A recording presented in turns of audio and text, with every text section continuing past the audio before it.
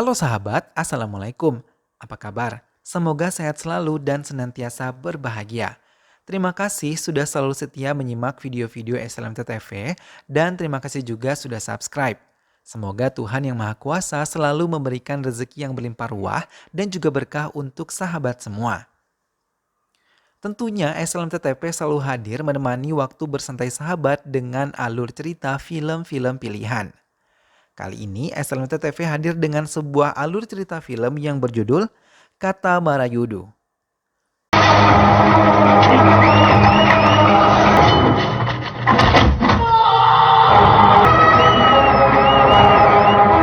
Baiklah sahabat, tanpa perlu berlama lagi, langsung saja ini dia alur cerita selengkapnya.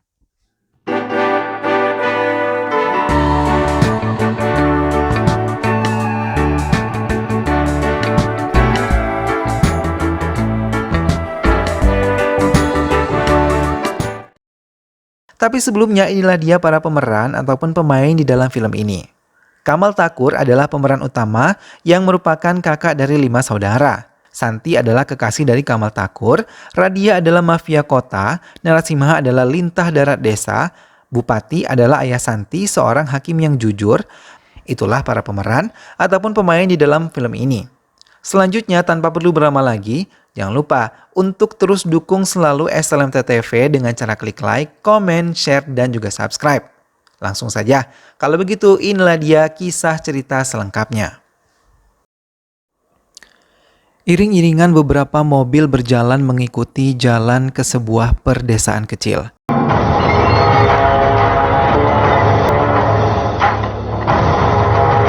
Setelah menunggu beberapa lama, Kamal Takur keluar menemui beberapa tamunya. Namun raut muka tidak senang terpancar dari wajahnya ketika melihat kedatangan mereka.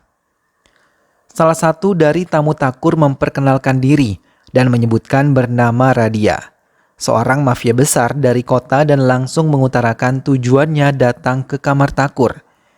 Ia ingin mengajak Takur untuk bekerja sama dalam penyelundupan cendana merah yang banyak di hutan desa Takur. Namun dengan cepat Takur menolaknya dan mengatakan itu bisa merugikan petani dan tidak adil untuk petani. Namun Radia terus memaksa hingga mengancam akan membumi hanguskan desa Takur. Mendengar hal itu, Takur langsung menendang salah satu dari mereka hingga membuat mereka terkejut, sekaligus takut dan hal itu membuat perkelahian di antara pihak Radia dan juga Takur tak terelakkan. Pihak Radia pun kalah dan memutuskan untuk pergi meninggalkan desa tersebut. Lingga, salah satu adik Takur meminta izin pada Takur untuk menikahi gadis yang ia cintai. Namun ia meminta selama mereka pengantin baru, semua kakak dan adiknya pindah ke tempat lain. Takur yang memiliki 5 saudara laki-laki dan tinggal bersama-sama di satu rumah itu. Saat Lingga menumpangi sebuah bus, ia melihat adik laki-lakinya bermesraan bersama wanita lain. Ia pun berlari dan ketakutan terhadap kakaknya. Namun di tengah tumpukan jerami, mereka juga menemukan saudara mereka yang lain tengah bermesraan dengan wanita lain. Hingga 4 dari mereka sudah memiliki kekasih dan berniat untuk langsung menikah. Namun mereka memikirkan perasaan kakak tertua mereka, Kamal Takur, yang sampai saat ini belum pernah mereka lihat dekat dengan seorang wanita manapun. Radia masih penasaran dengan cendana merah yang ada di desa Takur. Ia mendatangi seseorang yang tinggal menyendiri di desa Takur. Ia mulai menceritakan asal-usul dirinya. Dulu ia adalah seorang lintah darat yang kejam dan sangat ditakuti oleh penduduk desa.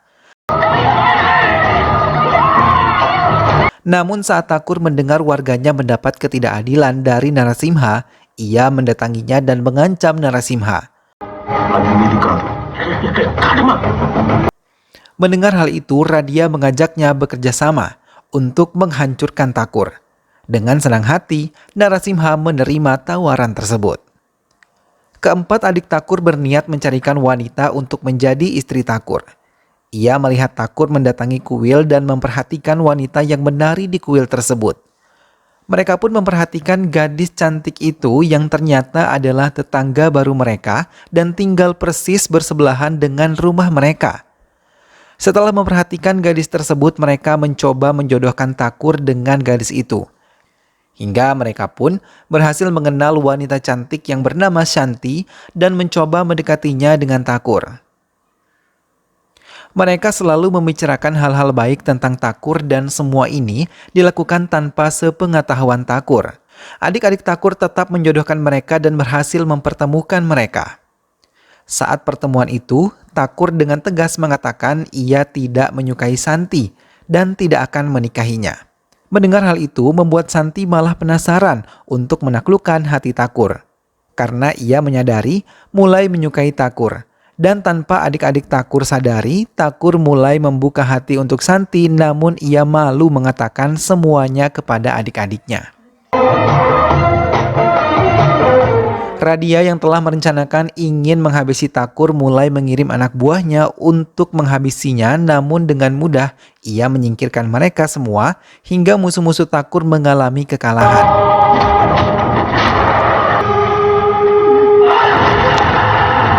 Tapi saat Thakur teringat, ia akan menemui Shanti membuatnya terkena senjata musuhnya hingga ia terluka. Hal itu membuatnya mempercepat serangannya dan menghabisi mereka semua tanpa ampun. Sampai di rumah, Thakur membersihkan lukanya dan saat mengingat Shanti, ia menjadi marah dan berpikir karena Shantilah ia bisa terluka dan meminta adik-adiknya untuk mengusirnya.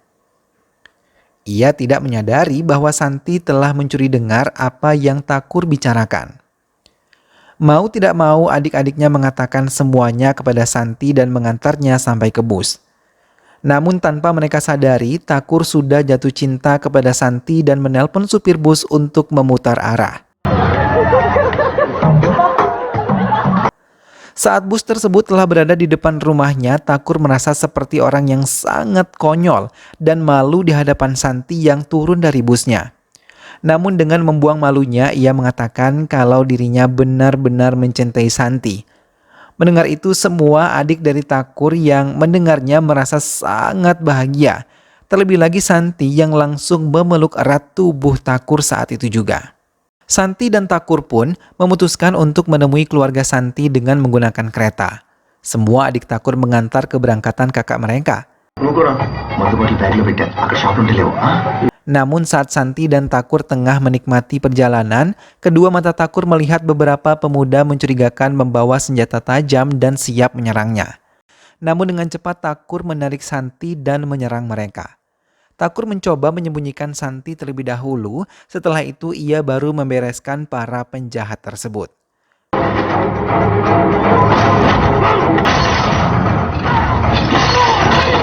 Thakur menghabisi mereka satu persatu dan melempar tubuh mereka keluar kereta.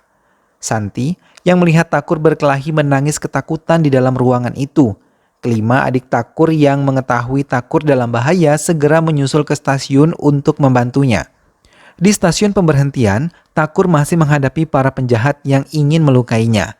Namun Shanti merasa kecewa Thakur terlibat dalam kekerasan karena dirinya tidak menyukai kekerasan. Thakur hanya mengatakan ia hanya membela dirinya dan menjaga agar Shanti selalu terlindungi. Namun Shanti tidak mau mengerti dan meminta Thakur meninggalkan dirinya hingga Shanti kembali ke desanya tanpa Thakur. Saudara-saudara Thakur menangkap Narasimha dan mengira ia adalah orang yang mencoba untuk menghabisi Thakur. Namun ia terus saja membela diri dan membuat Thakur melepaskannya.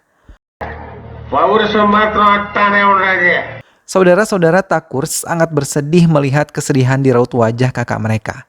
Hingga mereka meminta Thakur untuk menemui lagi Shanti. Namun karena gengsi ia tidak mau melakukannya dan tanpa sepengetahuan adik-adiknya ia pergi ke desa Shanti untuk menemuinya. Di sana Shanti yang terkejut mencoba menutupi kegembiraannya bisa kembali melihat Thakur ada di dekatnya. Namun ia tidak langsung mengiyakan ajakan Thakur untuk kembali, hingga Thakur mencoba memujuknya dan mengikutinya sampai ke kuil. Namun setelah beberapa lama Shanti tidak juga datang. Hingga ia bertemu dengan Bupati ayah Shanti yang kagum atas kebaikan dan ketulusan Thakur dalam membantu orang lain. Hingga ia mengajak Thakur untuk mampir ke rumahnya. చాలా దూరం నుంచి వచ్చాం. మా ఇంట్లో భోంచేసి వెళ్ళయ్యా. Sampai di depan rumah Santi, Takur terkejut dan langsung mengiyakan ajakan ayah Santi untuk mengajaknya mampir dan makan siang bersama. Hal itu membuat Santi senang dan terkejut, tapi ia mencoba menutupinya. Hingga ibu Santi pun menanyakan kepada suaminya yang langsung menjawab kalau Takur adalah calon suami Santi, karena ia tahu Takur adalah pria yang dicintai Santi selama ini. Mereka pun menikmati makan siang bersama-sama dan tak lama semua adik-adik Takur menyusul Takur ke rumah Santi dan mereka pun diterima secara baik oleh keluarga Santi. Beberapa mobil tiba-tiba mendatangi rumah Santi dan mereka adalah musuh lama bupati yang ingin membalaskan dendam. Mereka mengancam akan menghancurkan desa bila ia tidak mau menghentikan keinginan bos mereka. Ibu Santi menceritakan kepada Takur apa yang pernah terjadi sebelumnya. Mereka adalah orang-orang suruhan dari bos mereka yang menginginkan bangunan dan tanah sekolah milik bupati untuk dijadikan sebuah pabrik, sedangkan sekolah tersebut adalah hasil kerja keras bupati selama ini. Takur menemui mereka meminta mereka mengantarkannya ke tempat bos mereka. Setelah menemui suruhan mereka bernama Billy Dada, Takur mengatakan untuk memberikan kembali dokumen asli milik bupati. Namun Billy Dada tidak sama sekali menurutinya. Ia malah meminta bantuan ayahnya untuk menyelesaikan masalah ini. Namun ketika ayahnya mendengar kata Kamal Takur, ia terkejut dan meminta Billy Dada meminta maaf dan langsung menyerahkan dokumen milik bupati. Tak butuh waktu lama, ayah Billy Dada datang ke tempatnya dan secara langsung mengembalikan dokumen-dokumen asli milik bupati. Setelah berhasil, ia langsung memberikannya kepada bupati yang sangat bahagia menerima dokumen tersebut, bersama para warga yang sejak tadi sudah menunggu di luar. Ia sangat berterima kasih karena Takur berhasil menyelamatkan sekolah miliknya. Begitupun dengan Santi, ia langsung memeluk Takur sambil mengucapkan terima kasih yang tak berhingga atas pertolongannya itu. Seluruh keluarga Santi mendatangi kuil dan mengajak semua keluarganya untuk ikut termasuk Takur dan juga adik-adiknya. Namun tanpa mereka sadari jejak mereka diikuti oleh penjahat lain yang mengincar kematian keluarga Santi. Takur yang menyadari hal itu langsung turun dari mobil dan mendekati mereka yang terhalang laju kereta api. Takur langsung membereskan mereka semua. Setelah itu, ia menangkap salah satu dari mereka untuk mengatakan dalang yang meminta mereka menghancurkan keluarga Santi. Dengan ketakutan, salah satu dari mereka mengatakan kalau mereka adalah suruhan Ahson Banu.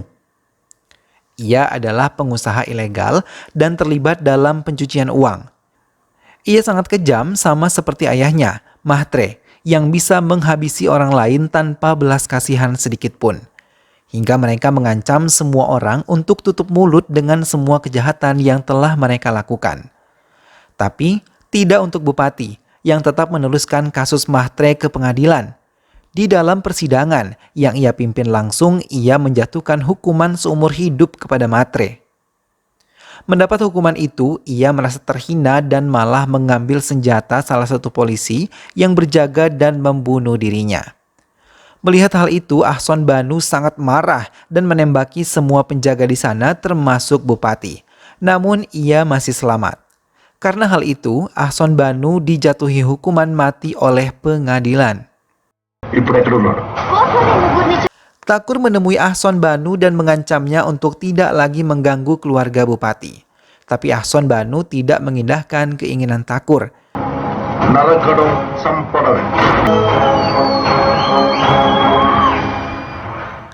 Seluruh keluarga Santi pergi ke kuil untuk kembali berdoa. Seluruh keluarganya pun ikut. Namun setelah beberapa lama, Alia, keponakan Santi, menghilang. Semua keluarga Santi mencari termasuk Takur dan ia menemukan Alia tengah bermain kupu-kupu. Ketika melihat suruhan Ahson mendekat, Takur meminta Alia berlari ke arahnya. Setelah mengalihkan perhatian Alia, Takur mulai menghadapi mereka dan membuang mayat mereka ke area rerumputan.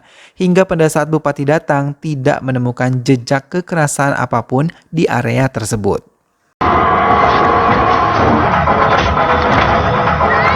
ఇస్తున్నావమ్మా అంకుల్ ఆ పన్నందుకు దక్కుందా Ahson Banu yang gagal menghabisi keluarga bupati mengajak kerjasama Narasimha untuk menghancurkan Thakur. Ia memberikan ide kalau kelemahan Thakur adalah keluarganya, hingga ia mengirim suruhannya untuk memancing Thakur.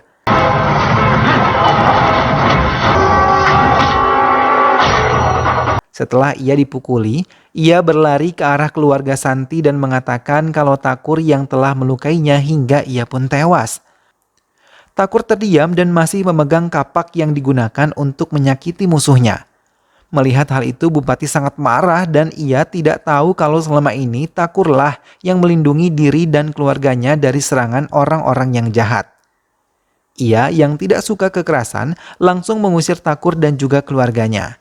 Mau tidak mau, Thakur harus meninggalkan tempat itu dan tidak membela dirinya sama sekali. Ahson Banu yang mendapat laporan Thakur telah meninggalkan rumah Bupati merasa senang. Setelah mengelabui polisi penjaga, ia meminta semua anak buahnya untuk menculik keluarga Bupati. Tanpa kesulitan, mereka pun bisa membawa keluarga Bupati ke tempat di mana Ahson Banu telah menunggunya. Namun ia sama sekali tidak menduga kalau Thakur dan adik-adiknya telah datang ke tempat tersebut dan siap menghadapi mereka.